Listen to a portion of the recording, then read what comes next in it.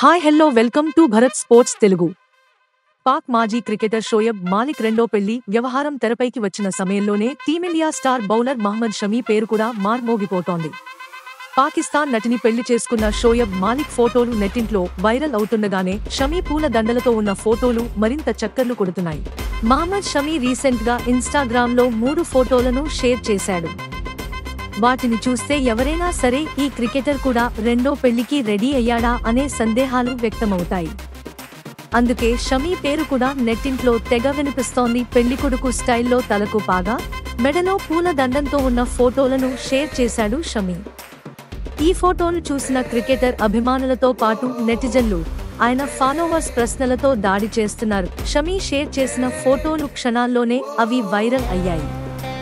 ఈ లుక్ ఏంటని కొందరు ప్రశ్నిస్తే, పెళ్లి చేసుకుంటున్నారా సార్ అని మరికొందరు ప్రశ్నలతో ముంచెత్తుతున్నారు.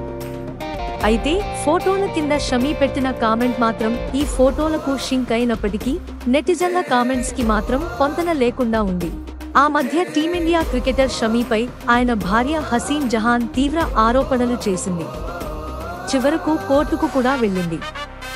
విడాకుల కోసం న్యాయస్థానంలో అప్లికేషన్ కూడా పెట్టుకుంది. షమీ తనతో క్రూరంగా ప్రవర్తిస్తున్నాడని, గృహహింస సహా పలు ఆరోపణలు చేస్తూ విడాకులకు దరఖాస్తు చేసుకున్నారు. ప్రస్తుతం వీరి విడాకుల కేసు కోర్టులో ఉంది. ఈ నేపథ్యంలో షమీ ఇలా దర్శనమివ్వడం ప్రాధాన్యం సంతరించుకుంది. కొంతమంది అభిమానులైతే షమీకి అప్పుడే విషెస్ చెప్పేస్తున్నారు. మోకాలి గాయంతో బాధపడుతున్న షమీ ప్రస్తుతం చికిత్స తీసుకుంటున్నాడు.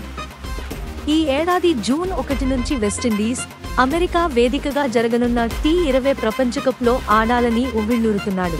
గతేడాది నవంబర్లో ముగిసిన ప్రపంచకప్ తర్వాతి నుంచి షమీ జట్టుకు దూరంగా ఉన్నాడు. ఆస్ట్రేలియాతో T20 సిరీస్కు దూరమైన షమీ సౌత్ ఆఫ్రికా టూర్ నుంచి కూడా దూరంగా ఉన్నాడు. ఈ నెల 25 నుంచి ఇంగ్లండ్తో 5 మ్యాచ్ల టెస్టు సిరీస్ ప్రారంభం కానుంది.